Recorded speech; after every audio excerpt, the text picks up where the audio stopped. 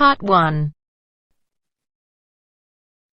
You will hear a woman being interviewed by a market researcher in a health club about her membership of the club.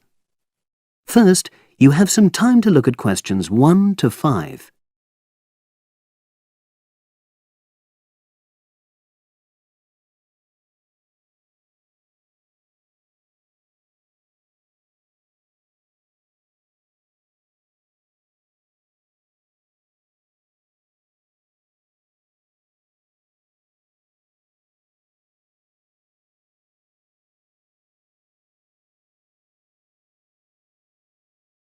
You should answer the questions as you listen, because you will not hear the recording a second time.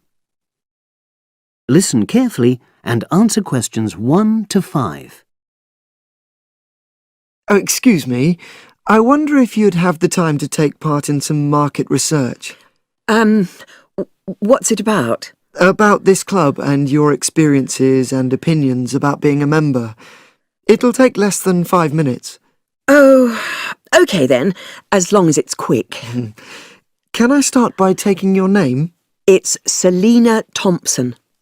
Is that Thompson? Yes. Okay, great. Thanks.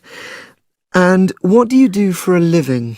Well, I'm an accountant, but I'm between jobs at the moment. I understand. But that's the job I'll put down on the form. And would you mind my asking which age group you fall into? Below 30, 31 to 50, and above? Over 50, I think we can safely say. Great, thanks. And which type of membership do you have? Sorry, I'm not sure what you mean. Do you mean how long? No, is it a single-person membership? Oh, right, no, it's a family membership. Thanks. And how long have you been a member? Ooh, let me see. I was certainly here 5 years ago, and it was probably 2 to 3 years more than that. Shall I put down 8? Oh, I remember now. It's 9, definitely. Sorry. No problem. I've got that. And the last question in this first part is, what brought you to the club? Sorry? How did you find out about the club? Did you see any ads? Well, I did actually, but I have to say I wasn't really attracted to the club because of that. It was through word of mouth. So you were recommended by a friend? Actually, my doctor. I'd been suffering from high blood pressure, and he said the club was very supportive of people with that condition, so I signed up. Great, thanks. Before you hear the rest of the conversation, you have some time to look at questions 6 to 10.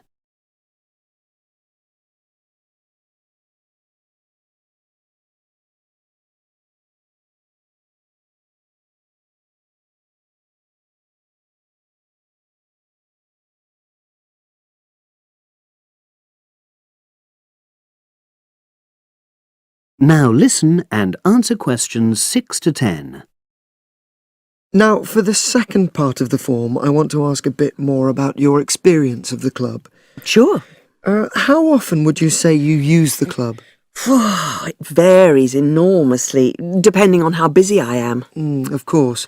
But on average, per month? I'd say it averages out at twice a week. OK, so 8 on average. Yeah, and 4 of those are aqua aerobics classes. That leads me to the next question. Would you say the swimming pool is the facility you make most use of? Fair to say that, yep. Right, thanks. And are there any facilities you don't use? One area I realise I've never used is the tennis courts. And there's one simple reason for that. You don't play tennis? Actually, I'm not bad at it. Oh. It's that I'm not happy having to pay extra for that privilege. Oh, right. I've made a note of that. Thanks. Now, in the last section, are there any suggestions or recommendations you have for improvements to the club? Only about health and fitness? Anything at all? Well, I'd like to see more social events. It isn't just a question of getting together for games or classes, but other things, you know. Yes, sure. And another thing that I was thinking when I had my yoga class in the gym last night, we were all sweltering in the heat, was that I think they should put in, well, you know... Air conditioning. That's exactly what I mean. The rooms are really light and well designed, but they do need proper installations. Sure. Well, I've made a note of that. Good. So, is there anything else you'd like to suggest? About quality of service, for example? Oh, everyone's very nice here. They couldn't be more friendly and helpful. Oh, but I tell you what, it's a shame the restaurant isn't open in the evening on Saturday, and Sunday as well, for that matter. Oh. So the club should... Open it later on those days. OK. Well, thank you very much. That's all the questions I have. That is the end of part 1. You now have half a minute to check your answers.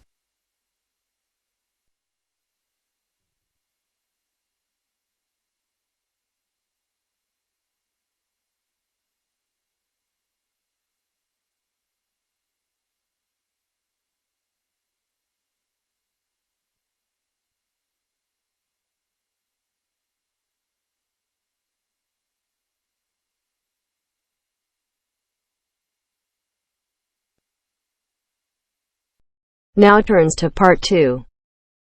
Part 2.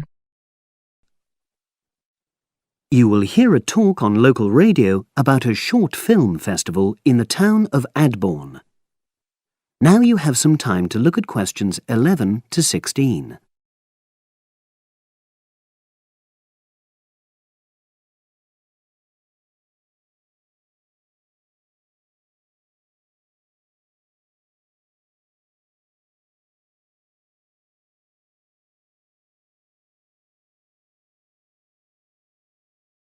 Now listen and answer questions 11 to 16.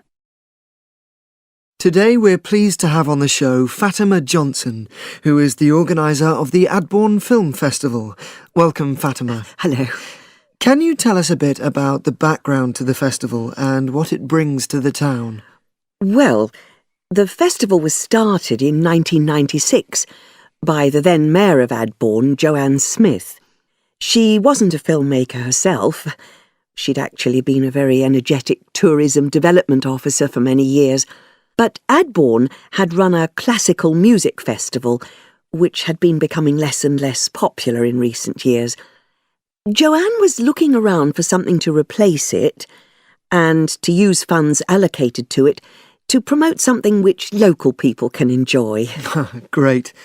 So tell us about the festival nowadays. Well, it's held in the last 2 weeks of August every year, and short films from all over the world are shown in 3 places, in the theatre and our 2 cinemas.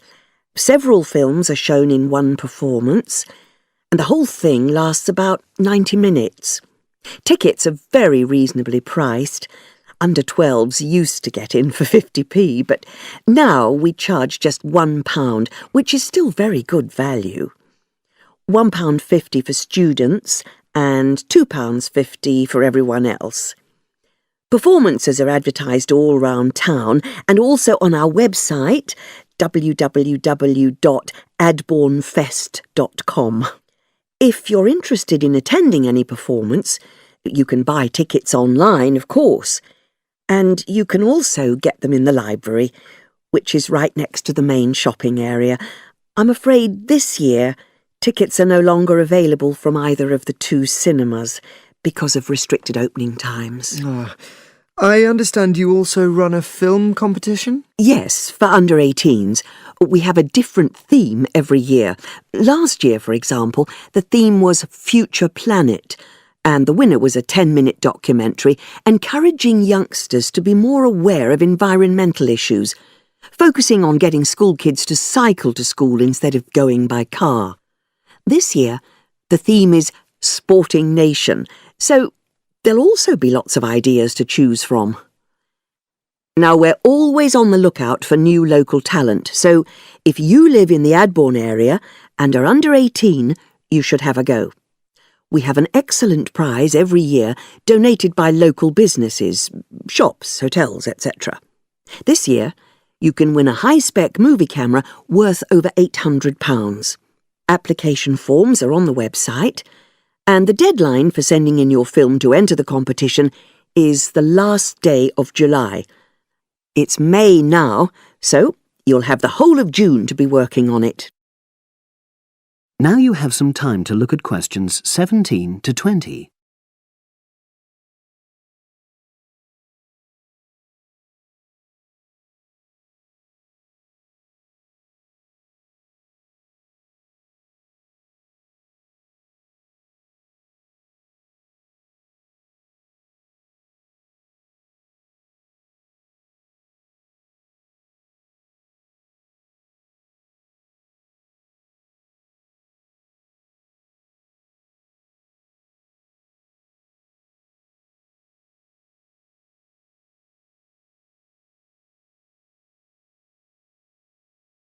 Now listen and answer questions 17 to 20. And what are the judges looking for? Well, although we choose very topical issues like the environment, we're not looking for propaganda, trying to get people to do something. Instead, we're looking for a new angle, a fresh way of looking at a theme. And of course, because it's a short film festival, it's not really about a fully worked story with well-rounded characters. It's more about good photography, conveying things visually. And who judges the films? A panel of 3 people who know a lot about film. We've used the same judges for many years, and we're very happy with their expertise. One thing we probably will change next year, though, is we want to add another class and another prize for older filmmakers. We'll keep it at a maximum of 10 minutes, though. The length works well for our festival. We also want to use different venues for the film shows, such as community centres and at least one school. It might make performances more accessible to a wider audience. We did explore the possibility of having late-night showings, but that's unlikely to happen in the coming year. So, as I say, if anyone's interested in submitting a film for our competition, go onto our website and you'll be able to access everything.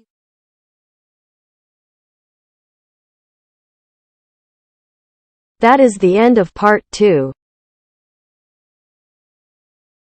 You now have half a minute to check your answers.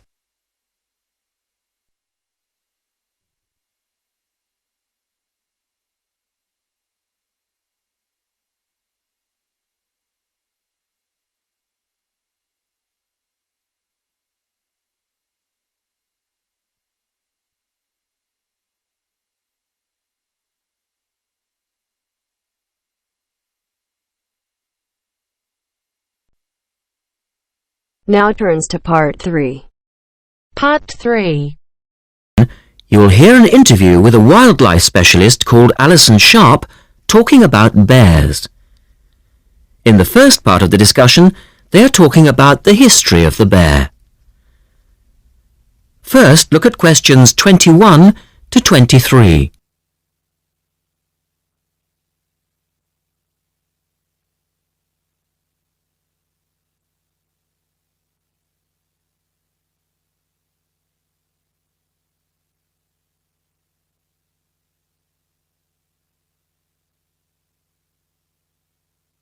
Now listen to the first part of the interview and answer questions 21 to 23.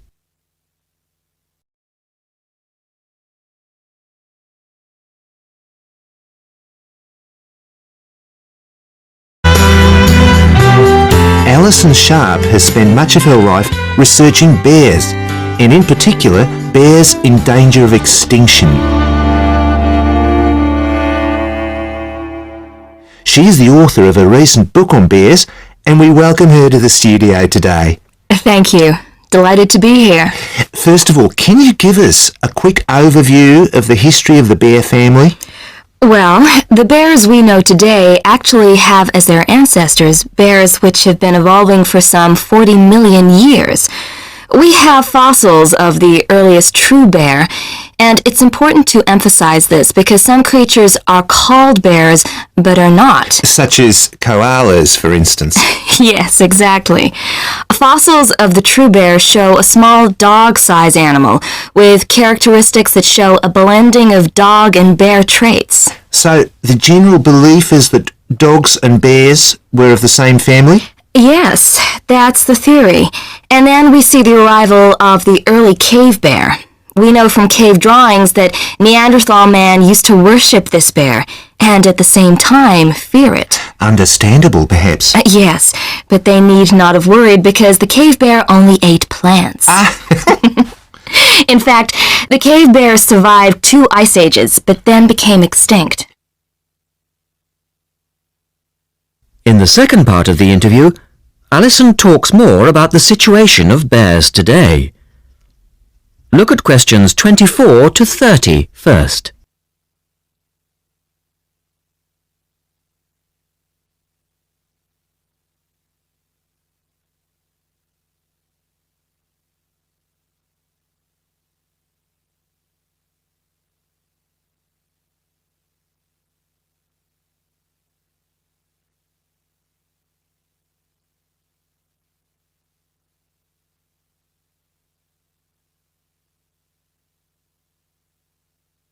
Listen carefully and answer questions 24 to 30.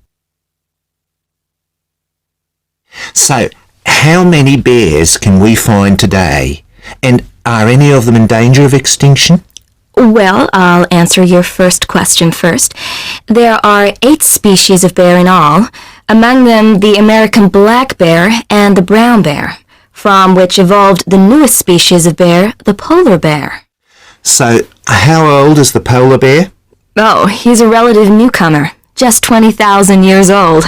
And could you tell us a little about them? Which is the largest bear, for instance? Well, the largest bear existing today is either the polar bear or the brown bear. Right. Don't we know? Well, it depends which criteria you use. The polar bear is the heaviest. The male weighs up to 1,500 pounds, but his narrow body actually makes him look smaller than the much more robust brown bear.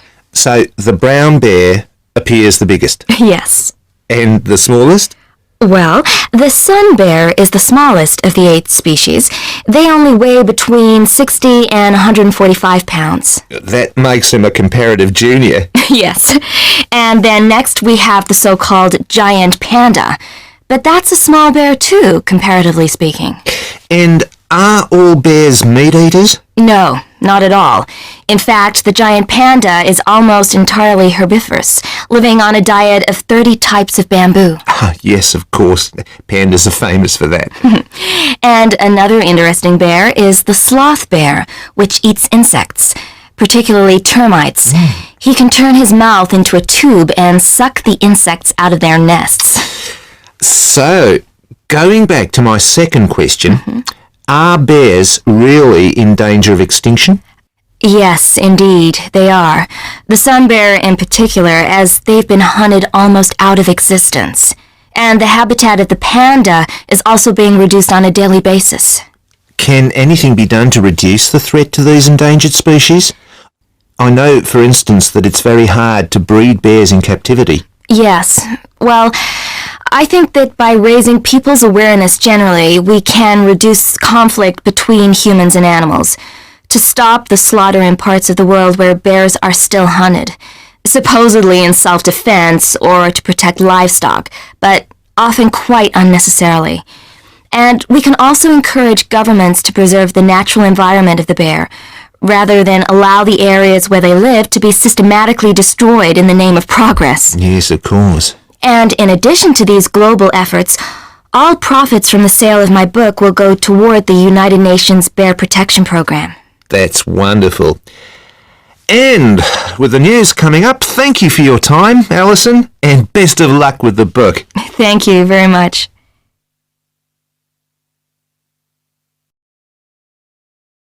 That is the end of part 3. You now have half a minute to check your answers.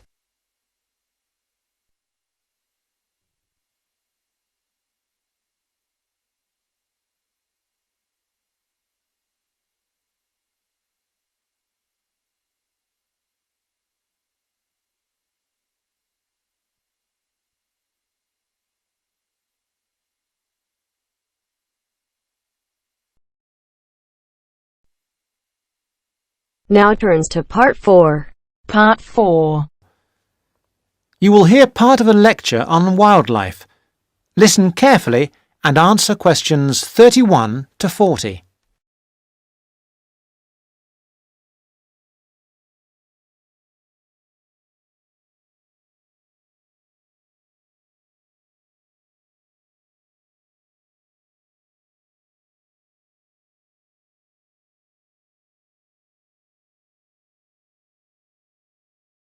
Thousands of exotic plants and animals have been introduced into the British Isles over thousands of years.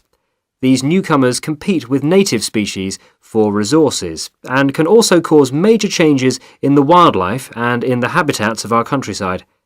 The problem is not just British, of course, but global, and it has been going on for centuries. One good example of this I'd like to mention today is the European starling. The starling to us in the UK is a fairly ordinary little bird, about 12 inches long. In flight, it appears to be black or grey with tiny white spots, so it's a very ordinary looking, almost dirty looking bird.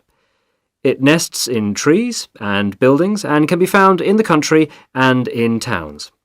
It travels in large flocks, leaving the nests in the morning and returning in the early evening. It feeds on insects and fruit. Its native range includes the British Isles and Finland, but it is also found in most of Europe and parts of Asia and Africa. In the British Isles and Finland, however, it has suffered a huge decline, and in these countries there is an effort to conserve the species. It is a different story in some of the places where it has been introduced. For example, the population in the USA is estimated at 170 million birds. Also, they are becoming a big problem in Australia and New Zealand. Starlings, as I have said, nest in trees, and it has been found that they are more aggressive than native species, native that is to Australia and New Zealand, when they are looking for nesting places. They therefore compete with native species for nests, and also they drive those species away from nests. So, this nest-building activity causes harm to native species, but also they are a nuisance to humans. They gather in large flocks of thousands of birds and feed together on commercial crops. This causes great financial damage to farmers. And they also make a mess, both in the town and the countryside. There is also the problem that starlings may carry diseases which affect both humans and other animals, although this has not been really confirmed and we are waiting for more work to be done on this. The question arises, what are we to do about foreign species which not only do damage to native species but interfere with human activity? We have 3 approaches in theory, but usually it is not a free choice between them. Usually we have to do the best we can and that money will allow. The best approach, of course, is prevention, and many countries have passed legislation which attempts to limit or prevent the arrival of non-native species in their countries. In particular, there are many international regulations on how and where ships may pick up and deposit water, and this is a major contribution to preventing the accidental transport of fish and organisms by ship, since accidental transport by ship is a frequent cause of fish and other creatures going from place to place. Ports also have special areas where water can be deposited, and many of them have treatment facilities to kill any foreign species that may establish themselves in their waters. For fish and organisms that live in water, these international regulations are useful, but obviously not all species can be dealt with in this way. Sometimes it is simply too late for prevention. Then we have to consider eradication or management. By management, I mean that we have to decide how best to live with the new creatures and how to keep their numbers down. However, this becomes not only a scientific question, it can be a matter of choice what population level of an invasive species we want to maintain. This choice involves costs. There is the cost of living with the species, and there is the cost of managing the species over time. And species management is usually a long-term business without any foreseeable end. However, there is not just the economic aspect to this question. We can also consider the ethical point. How should we treat animals which we have, sometimes deliberately, introduced into the environment? Is it permissible just to exterminate a number of them convenient to ourselves? The most important decision has to be made in the political forum, whatever considerations go into the making of that decision. These questions are relevant also to the approach of eradication, which is another option, but which does not have an encouraging history. Many attempts have been made to eradicate introduced species. That is the end of part 4. You now have half a minute to check your answers.